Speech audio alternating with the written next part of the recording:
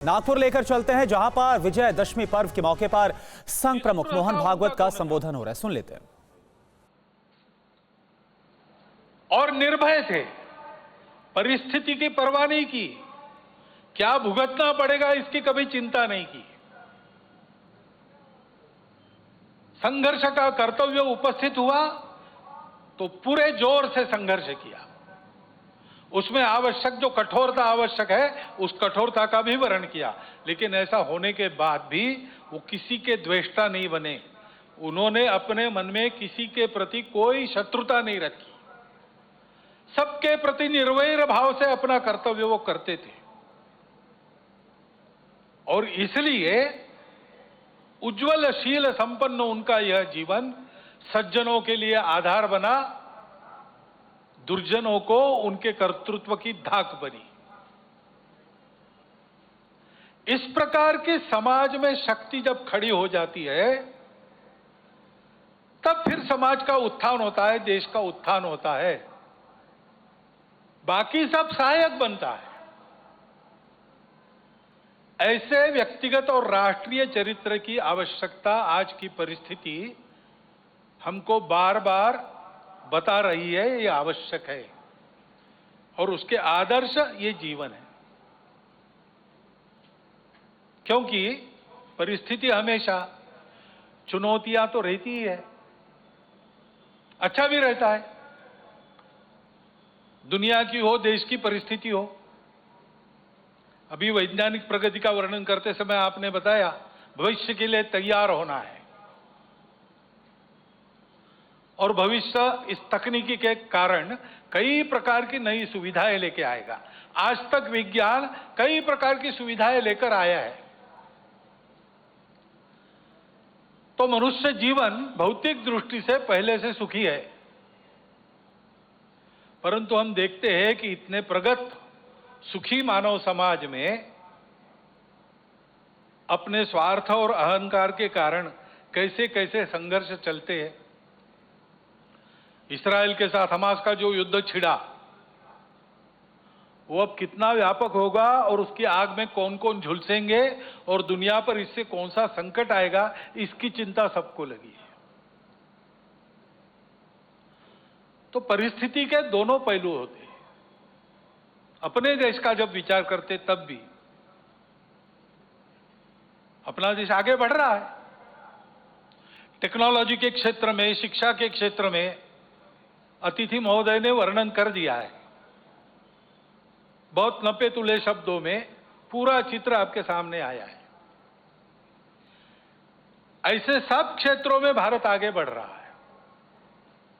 समाज की समझदारी भी धीरे धीरे बन रही है।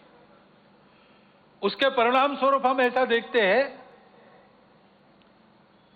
कि जम्मू कश्मीर के चुनाव भी शांतिपूर्ण ढंग से संपन्न हो गए। इसका ही परिणाम हम देखते हैं सारे दुनिया में। भारत की साख बढ़ी है, प्रतिष्ठा बढ़ी है। वसुधैव कुटुंबकम का हमारा विचार सबको स्वीकार्य है। हमारा योग सारी दुनिया में एक फैशन बनते जा रहा है, लेकिन केवल फैशन नहीं बन रहा है, उसका जो शास्त्र है, उसकी जो परिणाम है, उसको भी दुनिया स्वीकार कर रही है। पर्यावरण के बारे में हमारी अपनी जो दृष्टि है वो आज सारी दुनिया में स्वीकार्य है। भारत की प्रतिष्ठा बढ़ी है, भारत का सामरिक बल बना है।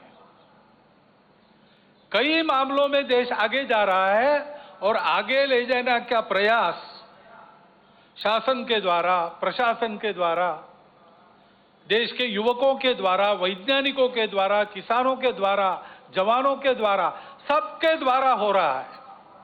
विशेषकर युवा पीढ़ी में हम देखते हैं कि स्व के गौरव की भावना बढ़ रही है। अपने देश के भविष्य के लिए बहुत अच्छे लक्षण हैं और ये चलते रहेंगे। ऐसा नहीं है कि ये किसी तात्कालिक समय के वैशिष्ट्य के नाते खड़े हैं। ये करवट बदली है भारत के समाज में और समाज आगे बढ़ेगा, देश को आगे ले जाएगा, इसका पूर्ण विश्वास है।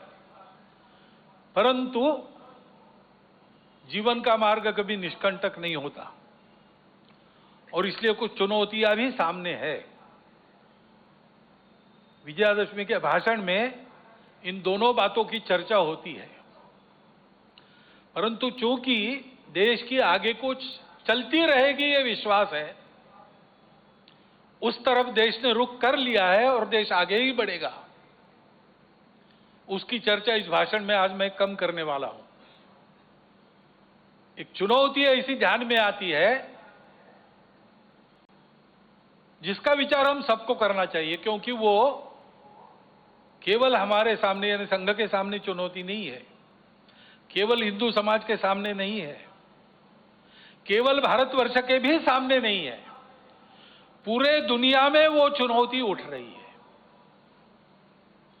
उसको हमको समझना होगा, क्योंकि बहुत मायावी रूप धारण करके वह चुनौती आगे चलती है। इसलिए उसकी चर्चा करना मुझे आवश्यक लगता है। भारत आगे बढ़ रहा है, लेकिन भारत आगे न बढ़े ऐसा चाहने वाली शक्तियां भी दुनिया में है, जिनके निहित स्वार्थ मार खाते हैं भारत के प्रमुखत्व के कारण। वो अपेक्षा तो यही है कि उनका विरोध होगा, तरह तरह की चालें वो चलेंगे, भारत को दबाने का, एक विशिष्ट मर्यादा के अंदर ही बढ़ने देने का प्रयास करेंगे। वैसा हो भी रहा है, क्योंकि आखिर अभी तक भारत छोड़कर बाकी विश्व ने अपने स्वार्थ की बलि देकर भी दुनिया को बड़ा करने का मार्ग पकड़ा नहीं है। हम ये करते हैं, आज भी कर रहे हैं, सबको मदद करते हैं। हमारी शत्रुता करने वालों को भी आवश्यकता में मदद करने वाले हम हैं।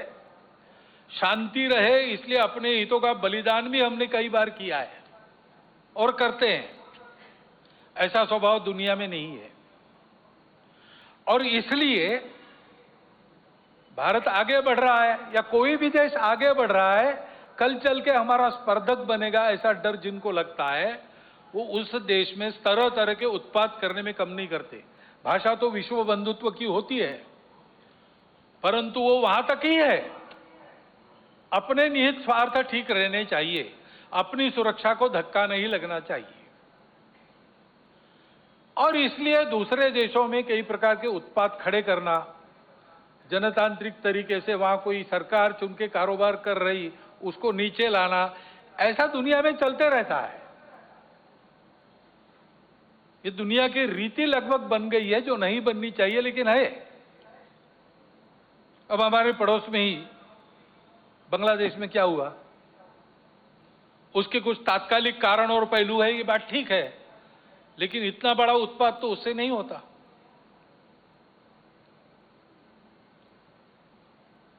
वो कारण, उनकी चर्चा, जिनका विषय है वो करें, परंतु दो बातें ध्यान में आती है। पहली बात है कि उस उत्पाद के कारण वहां के हिंदू समाज पर जो अत्याचार बार बार होते हैं, उस परंपरा को फिर से दोहराया गया।